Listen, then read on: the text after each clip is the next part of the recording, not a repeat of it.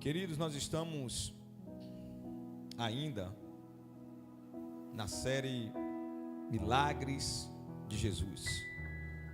E hoje nós vamos falar a respeito do 30º milagre, o milagre de número 30. Milagre de número 30. Está narrado no Evangelho de João, João capítulo 11. João capítulo 11, do versículo 1 até o versículo 45. A epígrafe diz: a ressurreição de Lázaro. Diga glória a Deus. Eu peço que vocês intercedam por minha vida, porque geralmente os milagres que eu tenho pregado aqui tem 4, 5, 6, 7, às vezes 8 versículos, mas esse daqui não tem tão poucos versículos. Esse daqui são 45 versículos, são várias páginas. Então vou precisar de muita oração de vocês, muita intercessão, para Deus me dar sabedoria, para ver se a gente consegue sair daqui pelo menos umas 11 horas da noite. Se a gente conseguir sair daqui 23 horas, já vamos estar no lucro. Posso ouvir um amém? Glória a Deus. Muito bem. João capítulo 11, versículo 39. O texto diz assim: disse Jesus: tirai a pedra. Tirai o quê? Tirai a pedra. Marta, irmã do defunto, disse-lhe: Senhor, já cheira mal, porque já é de 4 dias que meu irmão foi sepultado. Disse-lhe Jesus: não te hei dito que, se creres, verás a glória de Deus? Verso 41. Tiraram, pois, a pedra, e Jesus, levantando os olhos para o céu, disse: Pai, graças eu te dou, por me haveres ouvido. Eu bem sei que sempre o Senhor me ouve, mas eu disse isso por causa da multidão que está ao redor, para que eles creiam que tu me enviastes. E tendo dito isto, clamou com grande voz, dizendo: Lázaro, vem para fora. Verso 44. E o defunto saiu, tendo as mãos e os pés ligados por faixas, e o seu rosto envolto em um lenço. Disse-lhes Jesus: desligai-o, tirai as faixas e deixa-o ir. Muitos, pois, dentre os judeus que tinham visto a Maria e que tinham visto o que Jesus fez, a partir daquele momento, creram nele. Diga glória a Deus. Aleluias. Irmãos, nós não temos dúvida nenhuma que dos vários milagres que Jesus fez, a ressurreição de Lázaro foi o maior milagre que Jesus realizou. E por que a ressurreição de Lázaro foi o maior milagre que Jesus já havia realizado? Porque a situação de Lázaro é uma situação atípica. Lázaro já tinha 4 dias de morto. Segundo os estudiosos, Lázaro já estava em processo de decomposição, né? Os vermes, os bichos estavam comendo o corpo de Lázaro. A carne já estava apodrecida. A própria irmã de Lázaro, Marta, ela fala para Jesus que o cheiro de carniça, o cheiro de coisa podre, já era muito forte, era muito intenso. Então a ressurreição de Lázaro e todo o enredo torna esse milagre o maior milagre que Jesus realizou. É por isso que o evangelista João, quando ele narra no capítulo 11, ele usa exatamente 45 versículos para descrever toda a história, como aconteceu, de que forma aconteceu. João foi muito detalhista. Todos vocês sabem que Jesus estava pelas bandas de Jerusalém, há mais ou menos 2 dias de viagem da aldeia onde morava Marta, Maria e Lázaro, Betânia da Judéia. Então Jesus estava ali com os discípulos naquela região, quando chegou o recado para ele que Lázaro estava doente. Como eu disse a vocês, são 45 versículos, e eu não tenho como narrar cada detalhe de cada versículo. Então nós vamos, com a ajuda do Espírito Santo, discorrer o máximo que a gente conseguir, em nome de Jesus. Amém? Diga glória a Deus. Muito bem. João capítulo 11, a partir do versículo 1, o texto bíblico diz assim, verso 1. Havia um certo homem chamado Lázaro. Ele era de Betânia, do povoado de Maria e de sua irmã Marta. E aconteceu que Lázaro ficou doente. Maria, sua irmã, era a mesma que derramara perfume sobre o Senhor e lhe enxugar os pés com os cabelos. Diga glória a Deus. O versículo 2, irmãos, já precisa chamar a minha atenção e a sua atenção. O versículo 2 já precisa prender a minha atenção e a sua atenção. Por que o versículo 2 precisa chamar a minha atenção e a sua atenção?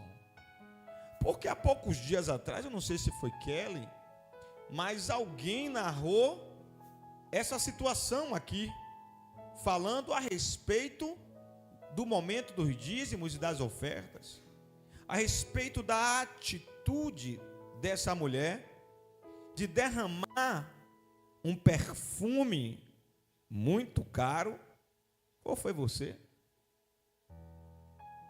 A respeito dessa mulher derramar um perfume muito caro na cabeça de Jesus, nos pés de Jesus, e depois enxugar os pés de Jesus com seus próprios cabelos.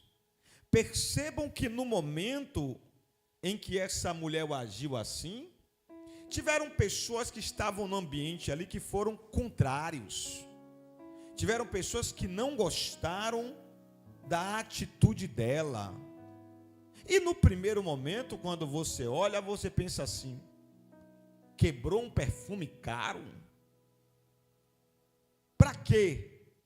Enxugou os cabelos, os pés de Jesus com os próprios cabelos que eram compridos, para sujar os cabelos?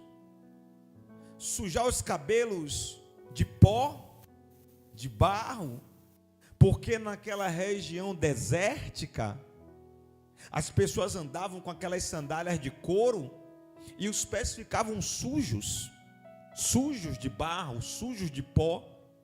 Era por isso que havia uma tradição de, na entrada da casa das pessoas, ter sempre um vasilhame com água limpa, que era para quando os convidados entrassem, ter água limpa para lavar os pés. Então, quando eu lembro dessa mulher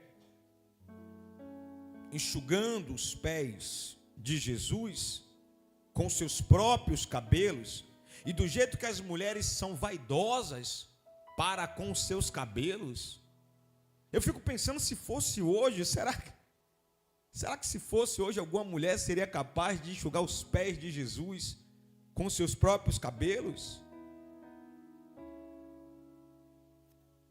Se eu não ouvir nenhum glória, isso é sinal que não.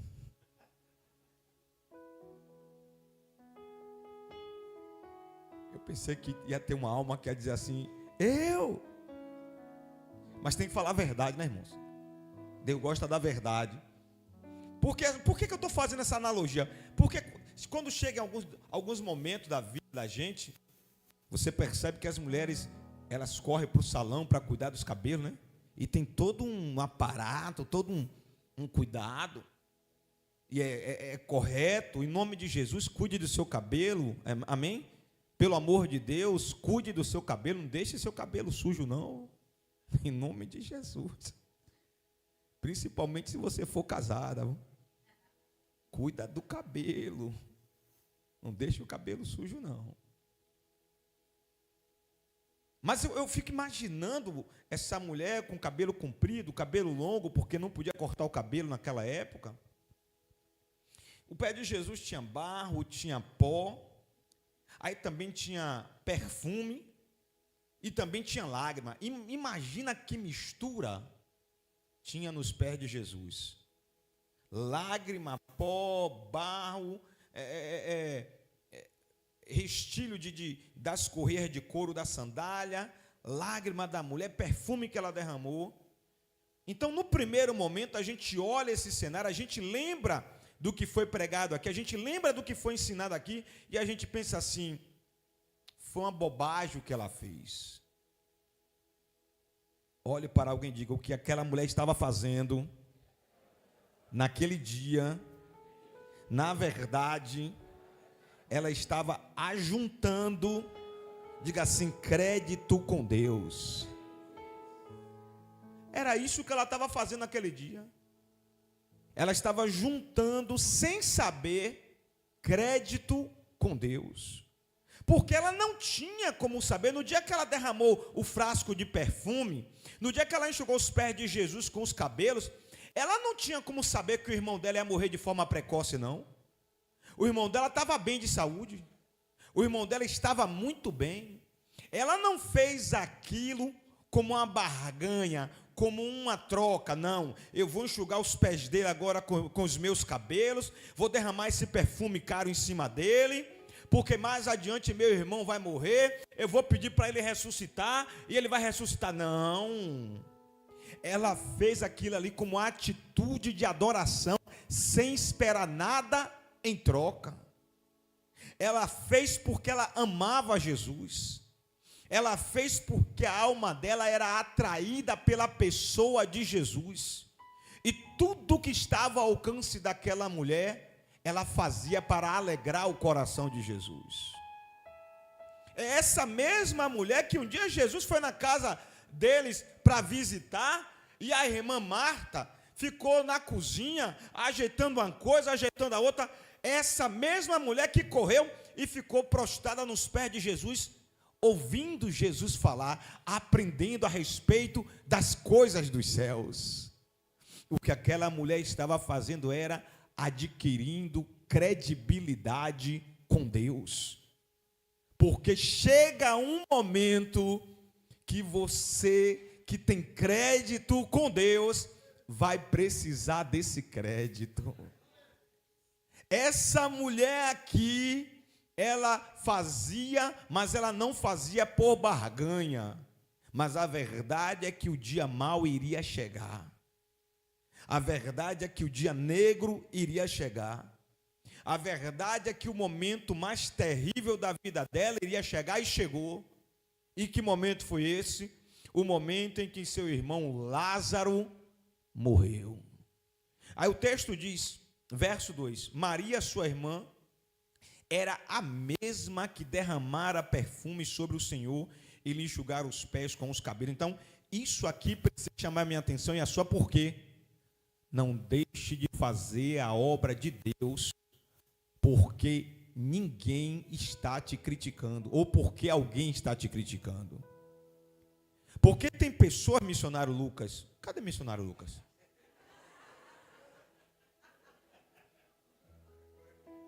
Está ali atrás.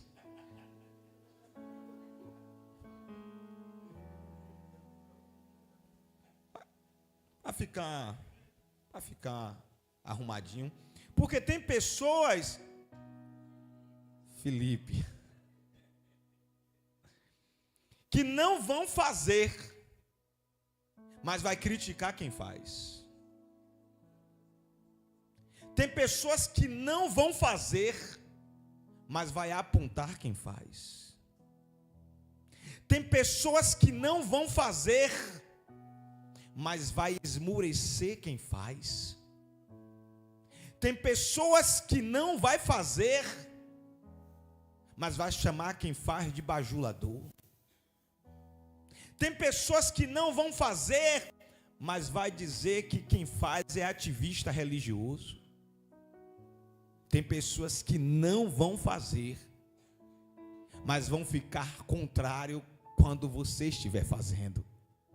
Mas todas as vezes que você estiver trabalhando para Deus, não se importe com a voz de terceiros. Se importe em fazer para Deus. Porque os homens passam, mas Deus é eterno. Amém? Entenda esse princípio. Você faz hoje, faz amanhã, faz depois da manhã, mas vai chegar um determinado momento que o que você faz, Deus vai te recompensar.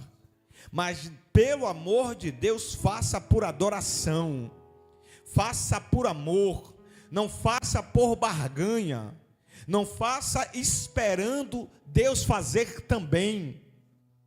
Porém, nós não podemos deixar de dizer que Deus não fica devendo nada para ninguém. Deus não fica devendo nada para ninguém. Mas é importante você fazer por amor. Diga glória a Deus. O verso 3 diz assim: então as irmãs de Lázaro, no plural, as duas irmãs, então as irmãs de Lázaro, mandaram dizer a Jesus: Senhor, aquele a que amas está doente. Verso 4: ao ouvir isso, Jesus disse: essa doença não acabará em morte. Repita comigo, diga: essa doença não acabará em morte. Olhe para alguém e diga: essa doença não acabará em morte. Fale para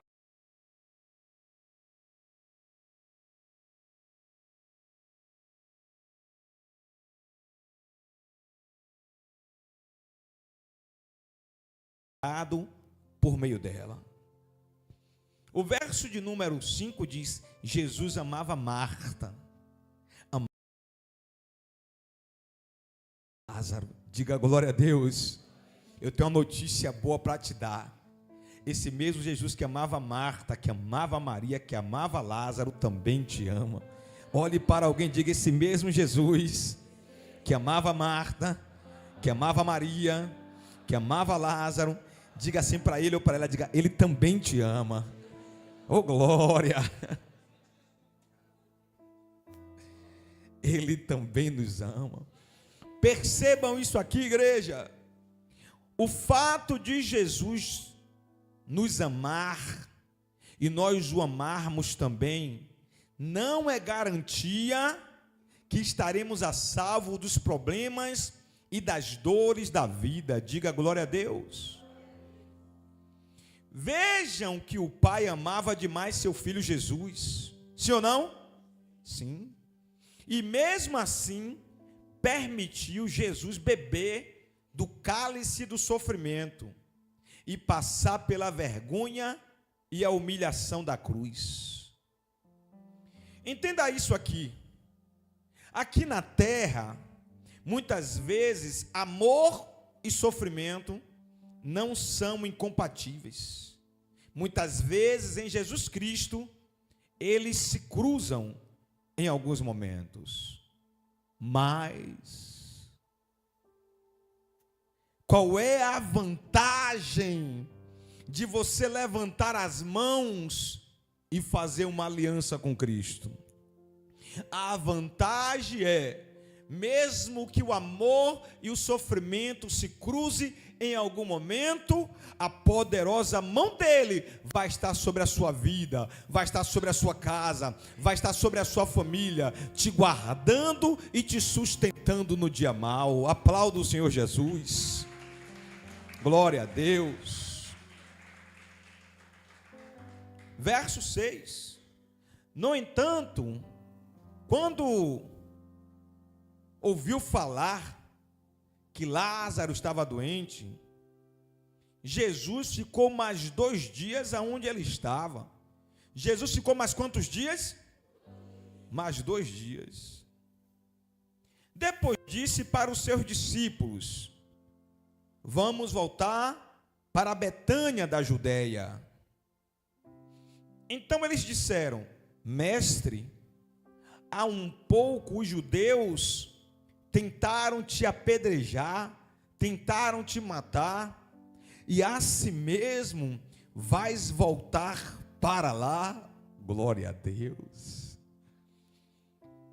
Irmãos, eu não sei o que vocês sentem com essa atitude de Jesus, mas eu fico maravilhado quando eu leio esse texto, porque o texto anterior que nós lemos diz que Jesus amava Maria, amava Marta e amava Lázaro. Então o amor que Jesus tinha por aquela família era tão grande, pastor Santana, era tão verdadeiro, que Jesus sabia, Filipe, Jesus sabia que aquele povo tentou matar ele a pedradas, tentou apedrejar ele, mas o amor era tão grande que mesmo a notícia das pedradas não iria impedir Jesus de chegar até aquela casa e chegar até aquela família. Parece que eu imagino, me permita conjecturar, mas parece que eu imagino Jesus nos céus, antes de descer para a terra, conversando com o Pai, dizendo: não, eu vou descer, vou tomar forma de homem, vou nascer do ventre de uma mulher, eu preciso me relacionar com eles. E parece que eu vejo o Pai conversando e mostrando para ele o que iria acontecer, o que ele iria passar, como seria o momento do sofrimento dele. Mas eu já disse hoje, eu vou repetir: o mesmo Jesus que amava Marta, Maria e Lázaro, ele também te ama. E por causa desse amor, ele desceu em forma de homem, morreu, ressuscitou no 3º dia, para me dar uma nova chance e uma nova oportunidade. Para te dar uma nova chance e uma nova oportunidade. Olhe para alguém e diga: Jesus tem uma nova chance. Diga: tem uma nova oportunidade para a sua vida. Vejam isso aqui, por favor. Os discípulos temeram naquele momento pela vida e pela segurança de Jesus. Porém, Jesus acalmou os seus amigos, lembrando que o Pai tinha tudo programado a respeito dele, e nada iria sair do controle do seu Pai. Diga glória a Deus. Olhe para alguém e diga: não tenha medo dessa adversidade. Diga: o Pai já tem tudo programado. Diga: nada sai do controle dele. Irmãos, nada sai do controle de Deus. Entenda isso, pelo amor de Deus. Deus, ele tem um controle, ele é o regente do universo.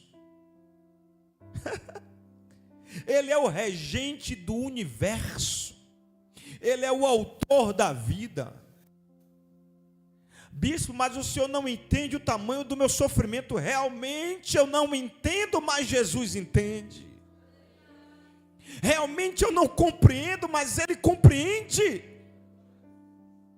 Ah, meu irmão, minha irmã, eu não sei o tamanho da sua fé, mas se encha de fé nesta noite, creia, Ele não perdeu o controle. Ele está no controle dessa situação. Verso 9. Meu Deus, são 45 versículos, ainda estou no verso 9. Diga, Jesus não perdeu o controle não, bispo. O que são 45 versículos para Jesus, pelo amor de Deus? Verso 9, Jesus respondeu: o dia não tem 12 horas? Quem anda de dia não tropeça, pois vê a luz deste mundo. Quando anda de noite, tropeça, pois à noite não há luz. Depois de dizer isso, prosseguiu dizendo: nosso amigo Lázaro adormeceu, mas vou até lá para acordá-lo.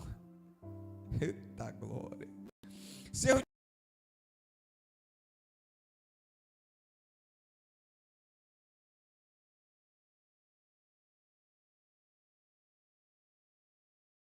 discípulos pensaram que ele estava falando simplesmente do sono comum.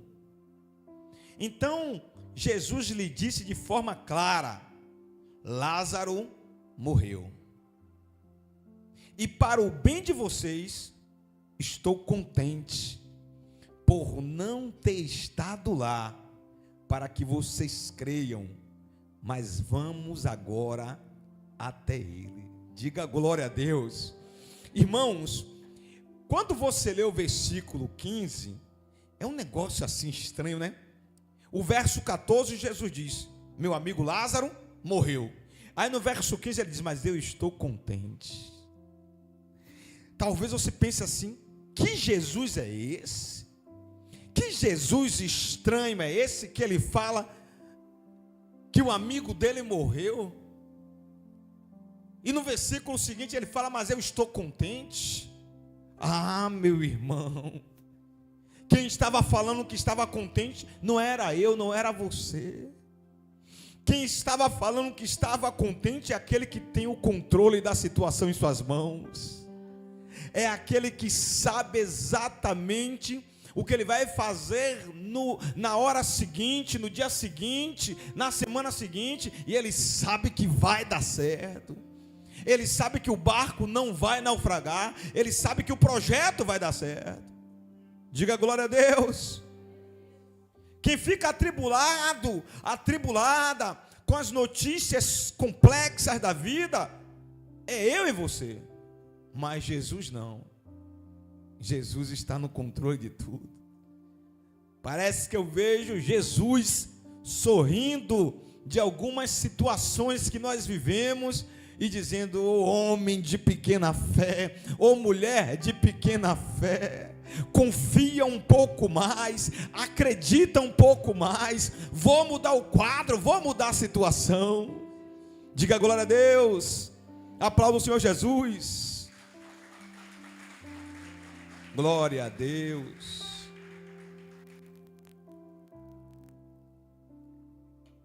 O versículo 16 diz assim: então Tomé, chamado Dídimo, disse aos outros discípulos: vamos também. Se for para morrer, morreremos com ele. Eita glória. Isso precisa chamar minha atenção e a sua, irmãos. Vamos analisar aqui a fala de Tomé. Todo mundo sabe que Tomé era um homem duvidoso, sim ou não? Sim. Mas precisamos reconhecer que ele também era muito devoto e leal ao Senhor. Podemos não admirar a pouca fé de Tomé, mas certamente devemos reconhecer sua lealdade e sua coragem, disposto até mesmo a morrer ao lado de Jesus. Irmãos, Tomé era o poço da dúvida, o poço da incredulidade. Tanto que quando a gente, nos dias de hoje, estamos conversando com algum crente duvidoso, com algum crente incrédulo, nós falamos assim: você está parecendo Tomé, rapaz. Mas perceba que foi justamente o duvidoso, o incrédulo, foi justamente ele que, depois que percebeu que Jesus não iria voltar atrás da sua palavra, ele foi o primeiro a tomar uma atitude e dizer: não, já que ele vai, e nós sabemos que o povo lá queria apedrejar ele, já que ele vai, se ele tiver que morrer, nós vamos e vamos morrer junto com ele. Esses discípulos aqui, eles estavam dispostos nesse dia, nessa hora, nesse momento, a morrer por Jesus. A pergunta que fica é: e você que está me ouvindo, que também é discípulo de Cristo, que também é discípula de Cristo, o que você está disposto a fazer em favor de Cristo? Em favor do plano da redenção?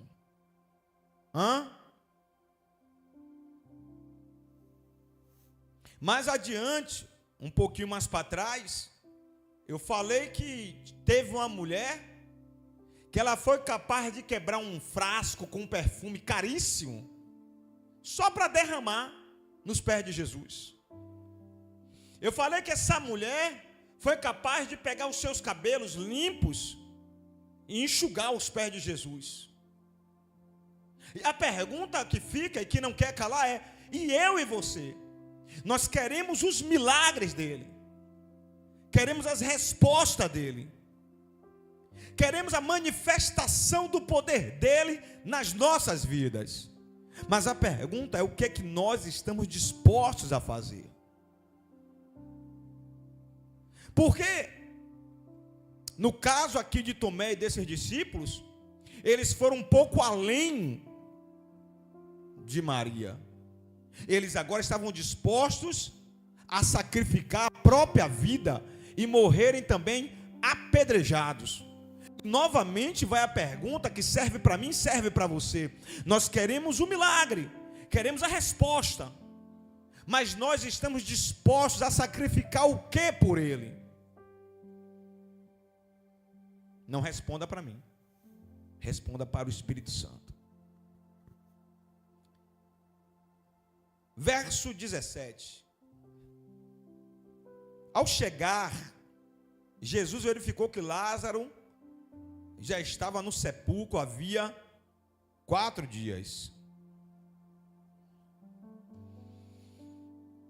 Betânia da Judéia distava a cerca de 3 quilômetros de Jerusalém. E muitos judeus tinham ido visitar Marta e Maria para confortá-las pela perda do seu irmão. Muita atenção aqui, igreja, muita atenção aqui, ó.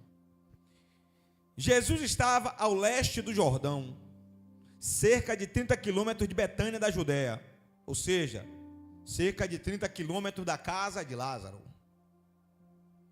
Se Lázaro já estava morto há 4 dias, quando Jesus chegou em Betânia, isso quer dizer que no dia em que o mensageiro saiu para ir até Jesus, Lázaro estava muito doente.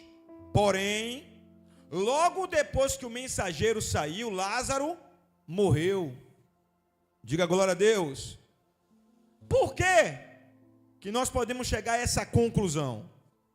Porque os textos vão nos fazer acreditar que este mensageiro, ele levou um dia de viagem para chegar até Jesus. Conversou com Jesus. No dia seguinte, bem cedo, Jesus despediu ele.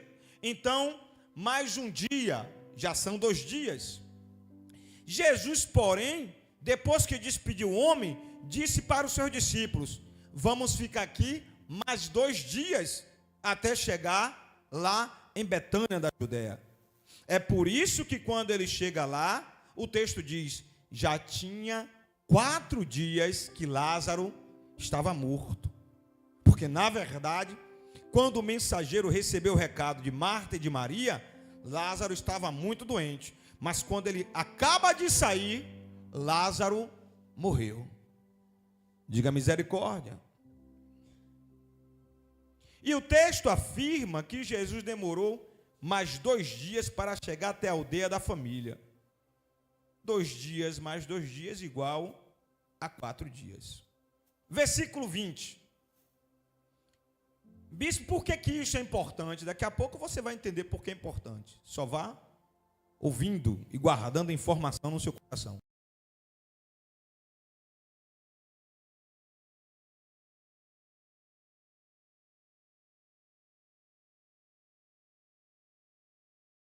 Disse Marta para Jesus. Disse quem? Disse quem?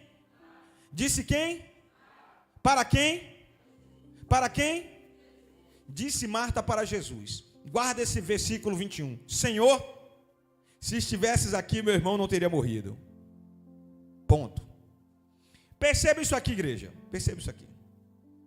Quando nós nos deparamos com fatores da vida humana, como, por exemplo, doenças, desapontamentos, demora de viver as promessas, traições de pessoas que amamos, ou a morte, nosso único encorajamento é a palavra de Deus. Diga.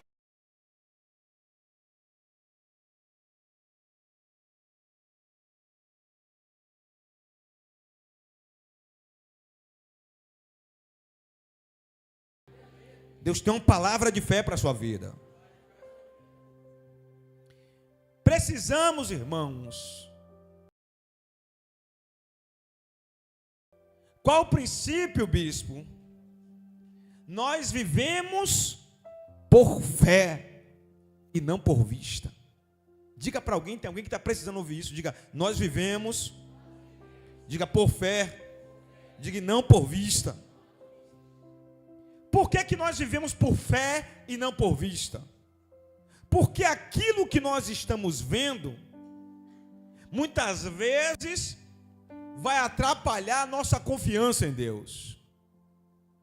Às vezes o cenário que nós estamos visualizando vai esmurecer a minha fé e a sua fé. Muitas vezes aquilo que os nossos olhos humanos estão enxergando é somente uma ponte que Deus preparou entre você e o seu milagre. Mas você não consegue ver o milagre, você só consegue ver o problema. Mas nós somos servos de Deus e não vivemos pelo que vemos, vivemos por fé. Coloque a sua fé em ação, porque o que tem de vir, virá e não tardará. Diga glória a Deus.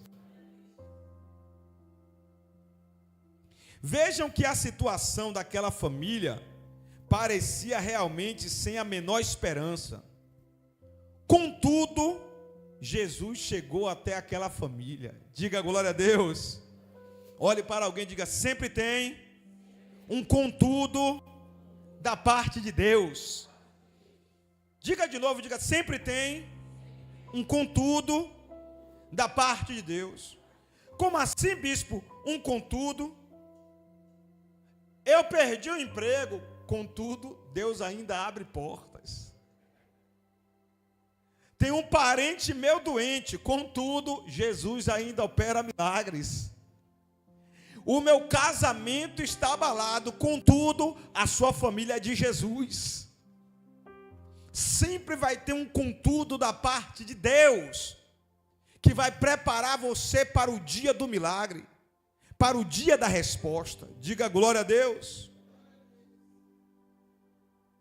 Verso 22. Mas sei que mesmo agora, Deus te dará tudo o que pedires. Disse-lhe Jesus, o seu irmão vai ressuscitar. Marta respondeu: eu sei que ele vai ressuscitar na ressurreição no último dia. Isso aqui foi um ensinamento que Marta aprendeu com os fariseus da época. Os fariseus ensinavam que morreu, acabou, não tinha mais esperança, só na ressurreição dos últimos dias. E Marta, apesar de ter amizade com Jesus, ela não tinha o mesmo comportamento de Maria. Maria tinha aquele cuidado de sentar perto de Jesus e ouvir de Jesus os ensinamentos verdadeiros da boca do próprio mestre. Marta não tinha esse cuidado, Marta não tinha essa preocupação. Então Marta estava com os ensinamentos que ela aprendeu dos fariseus. Aí ela disse: eu sei que meu irmão vai ressuscitar na ressurreição do último dia. Verso 25.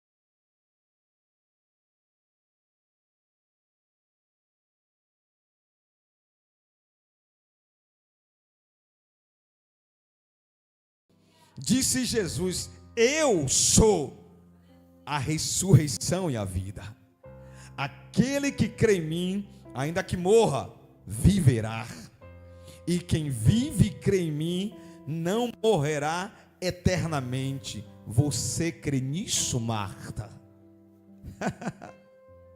Diga glória a Deus. Perceba isso aqui, igreja. Perceba isso aqui. Jesus disse: eu sou. Eu já disse para vocês que todas as palavras da Bíblia têm algo da parte de Deus para a minha vida e para a sua vida. Sempre vai ter uma resposta de Deus em cada verso, em cada versículo. E você vai perceber que houve vários momentos no período em que Jesus estava na terra. Houve vários momentos em que Jesus usou essa forma de se expressar: eu sou. Aqui não foi a primeira vez que ele disse eu sou. Teve momentos que ele disse eu sou o pão da vida. Teve um momento que ele disse eu sou a luz do mundo. Ah, meu irmão, mas nesse momento aqui ele está dizendo eu sou a ressurreição e a vida. Isso precisa chamar a minha e a sua atenção. Por quê? Porque houve um dia que Moisés perguntou para o Deus de Israel: e quando eu chegar no Egito, eu vou dizer que quem me enviou, quem é o Senhor? Ah, Deus olha para Moisés e diz assim: Moisés, vai lá porque eu sou contigo. Vai lá porque fui eu que te chamei. E se alguém perguntar quem foi que te enviou, diga que o grande eu sou te enviou, porque eu sou o que sou. Eu sou o que você precisa, Moisés. Eu sou o que o meu povo precisa, porque eu sou o que eu sou e isso basta. Ah, irmãos, Jesus sendo filho, ele também poderia dizer em todo e em qualquer momento: eu sou o que sou. Quando eu quiser dizer que eu sou o pão, eu sou o pão. Quando eu quiser dizer que eu sou a porta, eu sou a porta. Quando eu quiser dizer que eu sou o maná, eu sou o maná. E quando eu quiser dizer que eu sou a cura, eu sou a cura. E quando eu quiser dizer que eu sou a ressurreição, eu sou a ressurreição e a vida, porque eu sou o que sou. Ah, meu irmão, Jesus é o que você precisa. Olhe para alguém e diga: Jesus é o que você precisa. Olhando para o comportamento de Marta, pois ela conhecia bem o poder de Jesus, podemos ver quantas pessoas são exatamente assim, carentes de percepção espiritual e incapazes de entender a palavra de Jesus. Diga glória a Deus. Eu vou repetir isso aqui. Olhando para o comportamento de Marta, pois ela conhecia bem o poder de Jesus, podemos ver quantas pessoas em nosso meio são exatamente assim, carentes de percepção espiritual e incapazes de entender a palavra de Deus. Bispo, o senhor pode ser mais claro? Posso. A carência espiritual a ponto de você não conseguir perceber É quando você está passando pelo vale, pelo deserto, passando pela tempestade, e você se desespera e começa a dizer: Deus me esqueceu, Deus não me ouve mais, está tudo acabado, não tem mais jeito. Isso é carência de percepção espiritual. Sabe por quê? Porque Jesus, ele nunca te esqueceu. Jesus, ele nunca vai te esquecer. Jesus não pode me esquecer. Jesus não pode te esquecer. Sabe por quê? O meu nome, o seu nome está escrito nas palmas da mão dele. Meu irmão, minha irmã, todas as vezes que o mestre olha para as mãos, ele vê o meu nome, ele vê o seu nome. Ele não pode me esquecer. Ele não pode te esquecer. Ele te chama pelo nome, ele te conhece, ele sabe quem é você. Oh, Jesus, creia. Ele não perdeu o controle. Nós até perdemos, mas ele não perde o controle. Verso 27. Ela lhe respondeu: sim, Senhor, eu tenho crido que tu és o Cristo, o Filho de Deus, que devia vir ao mundo. E depois de dizer isso, foi para casa, e chamando à parte a sua irmã Maria, disse-lhe: Maria, o mestre está aqui, está chamando você. Ao ouvir isso, Maria levantou-se depressa e foi ao encontro dele. Jesus ainda não tinha entrado no povoado, mas estava no lugar onde Marta o tinha encontrado. Quando notaram que Maria se levantou depressa e saiu, os judeus que estavam confortando em casa seguiram-na, supondo que ela ia até o túmulo para ali chorar pelo seu irmão.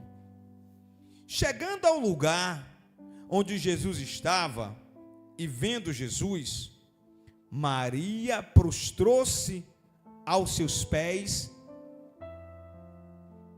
e disse: Senhor, se estivesse aqui, meu irmão não teria morrido. Eu preciso que você volte comigo no versículo de número 21. Coloca aí o versículo de número 21. Coloca aí.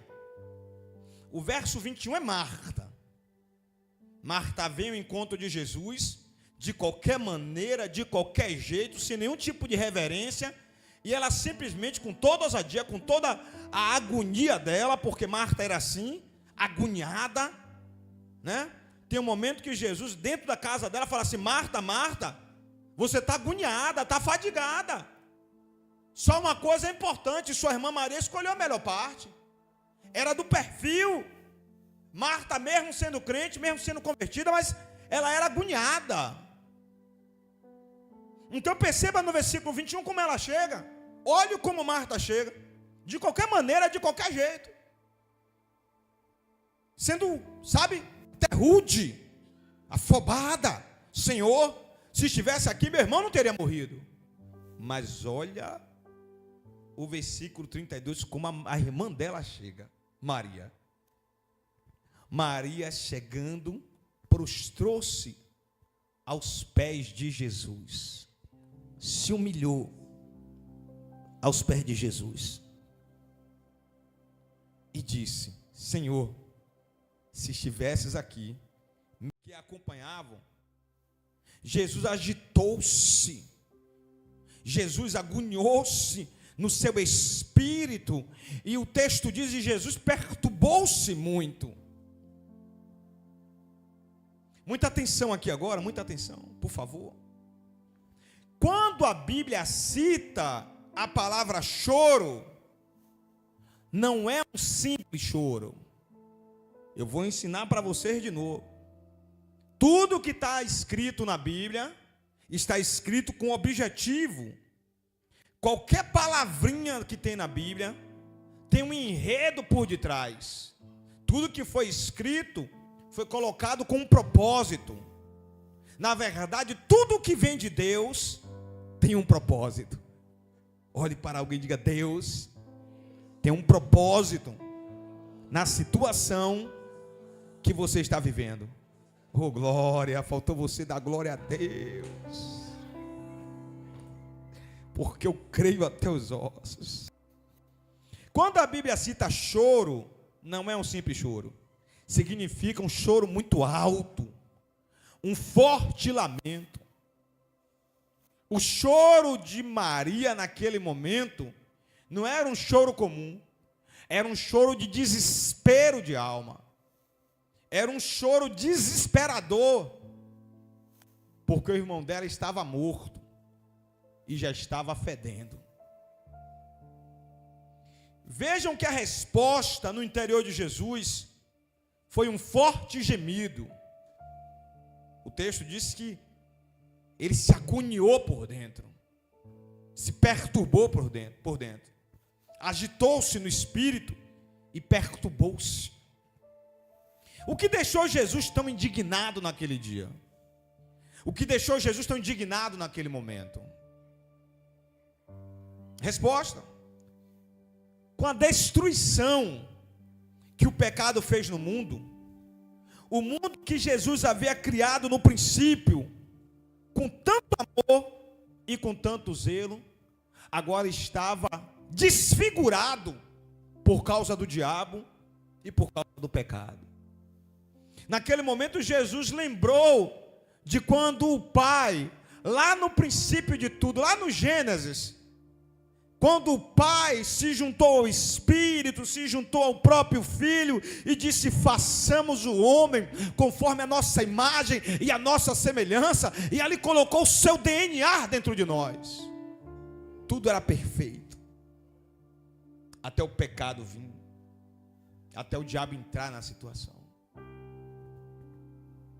Mas lá no Gênesis também tem um texto que diz que da semente da mulher nasceria aquele que iria esmagar a cabeça de Satanás. E ele já nasceu. Ele nasceu, morreu, ressuscitou, está entronizado e Satanás já perdeu. Olhe para alguém e diga: Satanás perdeu. Diga: a vitória é sua.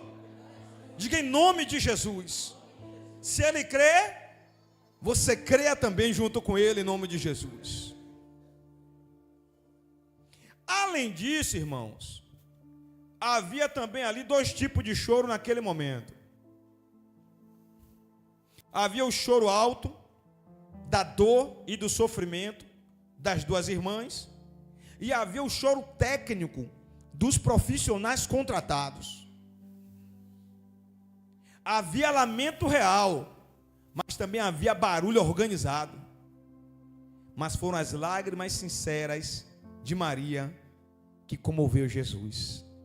Como assim, bispo? Como assim? O senhor usou o termo aí, choro técnico dos profissionais contratados?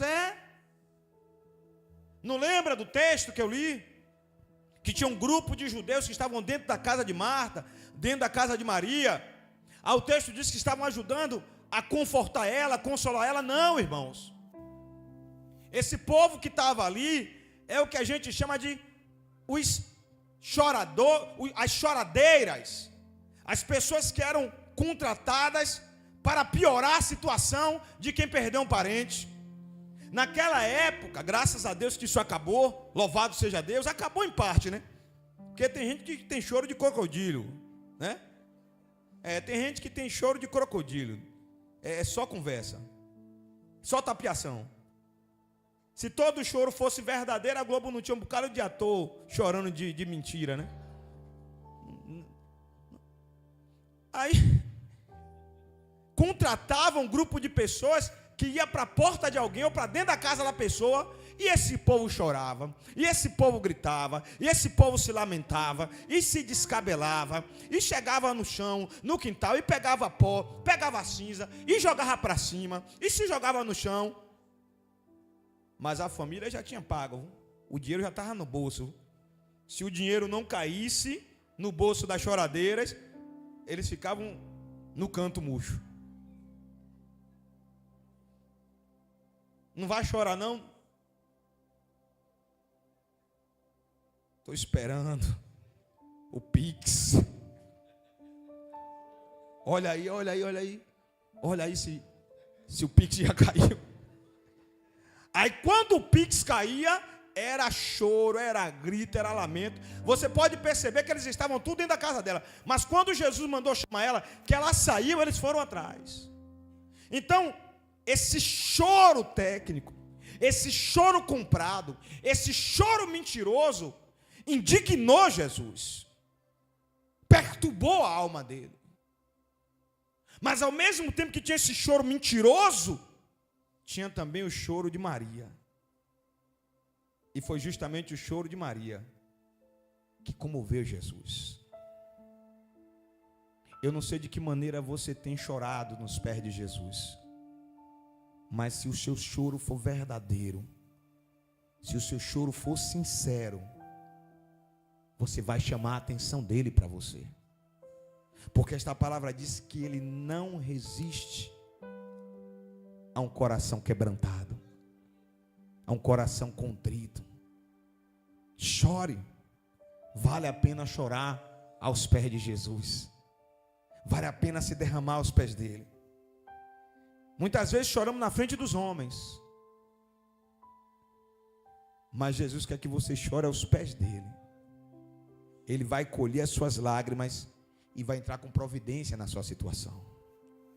Diga glória a Deus. Depois que Jesus viu o choro de Maria, que ele se indignou, que ele se perturbou por dentro, no verso 34, ele perguntou: onde o colocaram? Perguntou ele. Disseram: vem, Senhor, e vê. Responderam eles. Verso 35 diz que é o menor versículo da Bíblia, eu não tenho certeza, mas dizem por aí que é o menor versículo da Bíblia, é o verso 35. Jesus chorou. Atenção aqui, igreja. O choro de nosso Senhor Jesus nos revela a humanidade do nosso Salvador. Por isso que ele veio à terra e participou de todas as nossas experiências humanas. E por isso ele sabe exatamente como nós nos sentimos. E é por isso que Jesus sempre tem uma resposta para nós. Olhe para alguém e diga: Jesus sabe exatamente. Dê uma ênfase no exatamente. Diga: Jesus sabe. Diga assim: exatamente como você está se sentindo. Diga: e por isso ele tem uma resposta para você. Oh, glória.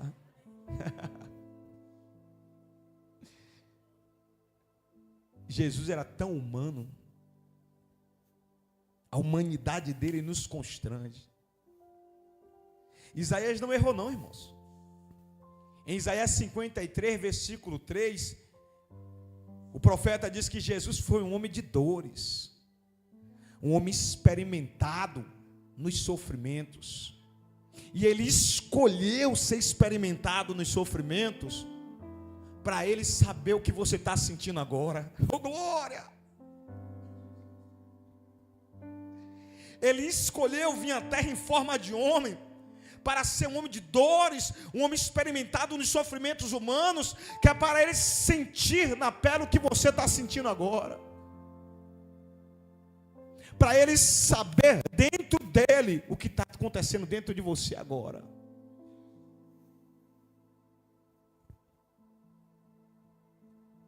Bispo, dentro de mim não está acontecendo nada. Só estou com fome. Doido para chegar em casa para jantar ou para tomar café. Não seja igual aos antigos, que ficavam preocupados com o pão que perece. Fiquem preocupados com o pão que vem do céu, porque o pão que vem do céu, ele vai te alimentar e saciar a sua fome. Não a fome humana, mas a sua fome na alma, no seu interior. Diga a Deus. Verso 36. Então os judeus disseram: vejam como Jesus o amava. Jesus chorou. Mas alguns deles disseram: ele que abriu os olhos do cego não poderia ter impedido que esse homem morresse? Jesus, outra vez profundamente comovido, isso aqui é importante, ó, Eu sempre digo para vocês, leiam com cuidado. Verso 38. Jesus, outra vez, profundamente comovido, foi até o sepulcro. Era uma gruta com uma pedra colocada à entrada. Estamos chegando ao final. Eu queria convidar o missionário Lucas e a equipe de louvor, que a gente vai fechar o culto com a música Clamo Jesus. Irmãos, Deus bradou no meu coração que Ele vai curar pessoas esse mês de agosto. Em momentos de adoração extrema, Ele vai visitar e vai curar. Deus falou comigo que Ele vai usar a sua vida para curar pessoas. Creia nisso. Ele te chamou com um propósito sobre a terra. Ele disse: fale para o meu filho, que eu vou usar ele para curar pessoas. Permaneça tão somente no centro da vontade de Deus. Não olhe para a direita, não olhe para a esquerda. Olhe para o alto. É do alto que vem o nosso socorro. Oh, aleluia. Diga: Jesus está nesse lugar. Jesus vai visitar pessoas hoje, vai curar pessoas hoje. Jesus, outra vez profundamente comovido, foi até o sepulcro. Era uma gruta com a pedra colocada na entrada. Verso 39. Ele disse: tirem a pedra. Disse Jesus. Disse Marta, irmã do morto: Senhor, ele já cheira mal, pois já faz 4 dias que ele morreu. Isso aqui é importante, irmãos, ó. Isso aqui é importante demais, ó. Já tinham 4 dias, Lázaro estava morto.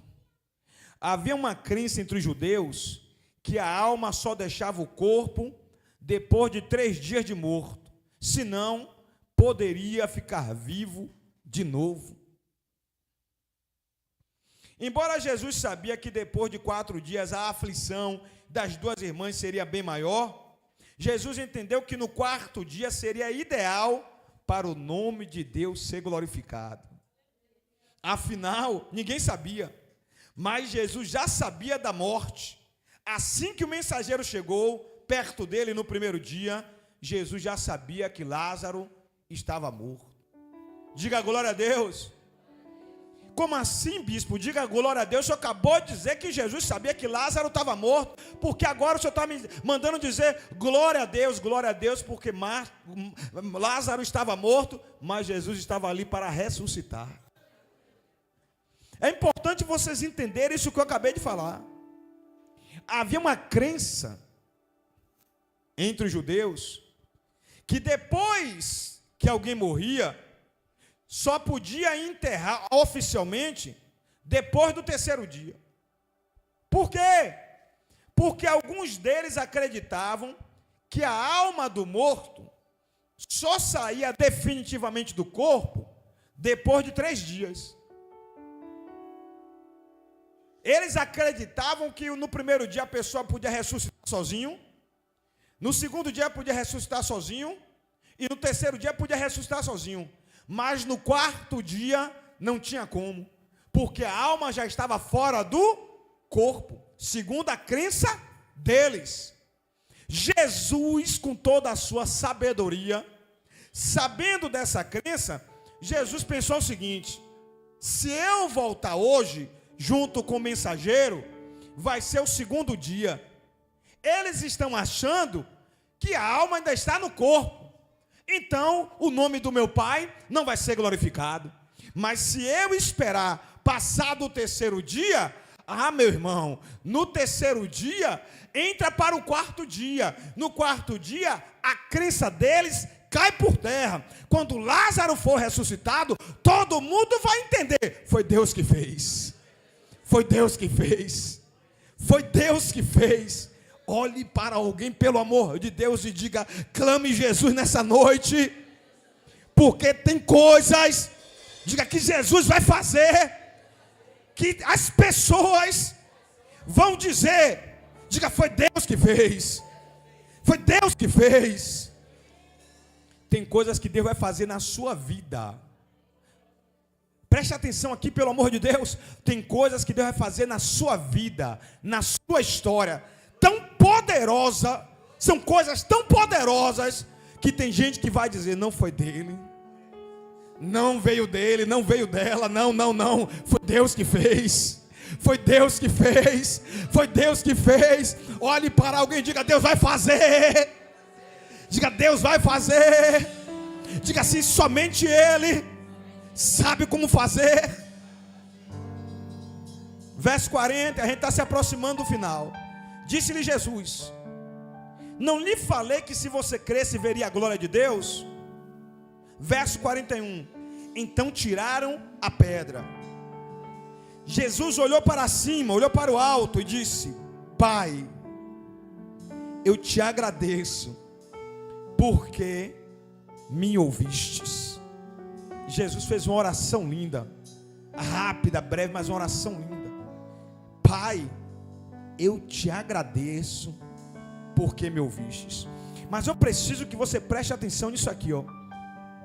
O verso 39, Jesus disse o quê? Diga: tirai a pedra. O verso 41 diz: então eles tiraram a pedra. Bispo, o que é que isso tem a ver, irmãos? Eu já preguei aqui e eu quero repetir de novo. Seja participante do seu milagre. Seja participante do seu milagre. Pelo amor de Deus, encontre uma maneira de provocar o milagre. Porque existem coisas que Jesus pode fazer, mas Ele não vai fazer. Porque existem coisas que Ele quer que você faça.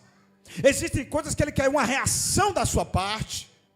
Existem coisas que Ele quer que você reaja a essa situação. Ele não quer te ver prostrado. Ele não quer te ver acomodado. Não. Ele quer ver você de cabeça erguida, mesmo diante dessa adversidade. Irmãos, Jesus poderia fazer isso, ó, e a pedra ser destruída, a pedra explodir. Jesus poderia fazer assim, ó, estender a mão e fazer assim, ó, e a pedra ser movida para o outro lado. Mas o que eu posso fazer, o que você pode fazer, Ele não vai fazer. Foi por isso que Ele disse para aqueles homens: tirem vocês a pedra. Vocês tiram a pedra, porque vocês podem tirar a pedra, e eu ressuscito, porque só eu tenho poder para ressuscitar. Diga glória a Deus. Eu não sei qual é a pedra que está impedindo o agir de Deus na sua vida, mas nesta noite Ele está falando para mim e para você: tirem a pedra. Às vezes pode ser uma pedra grande, mas às vezes pode ser somente uma pedrinha. O Espírito Santo vai te mostrar qual é o tamanho da pedra, e Ele vai dizer para você: tire a pedra. Aí Jesus disse assim: eu sabia, orando a Deus, eu sabia que sempre me ouves, mas disse isso por causa do povo que está aqui, para que creiam que tu me enviastes. Verso 43, e partimos para o final. Depois de dizer isso, Jesus bradou em alta voz: Lázaro, venha para fora. Lázaro, venha para fora. O morto saiu com as mãos e os pés envolvidos em faixas de linho, e o rosto envolto em um pano. Disse-lhe Jesus: tirem as faixas dele e deixe-o ir. Muitos dos judeus que tinham vindo visitar Maria, vendo o que Jesus fizeram, creram em Jesus. Diga glória a Deus. Atenção aqui, igreja. Esta é a noite que Jesus quer te libertar das faixas, das amarras, das ataduras, e deixar você ir livre. Olhe para alguém e diga: esta é a noite que Jesus preparou. Diga: para me libertar. Diga: para te libertar. Diga: das amarras, das faixas, das ataduras. Diga: para eu ser livre. Diga: para você ser livre. Diga: esta é a noite que Jesus se levantou para tomar a minha vida. Diga: para tomar a sua vida. nas mãos dele e nos fazer livres. Diga livres, diga livres. Fique de pé, fique de pé. Fique de pé.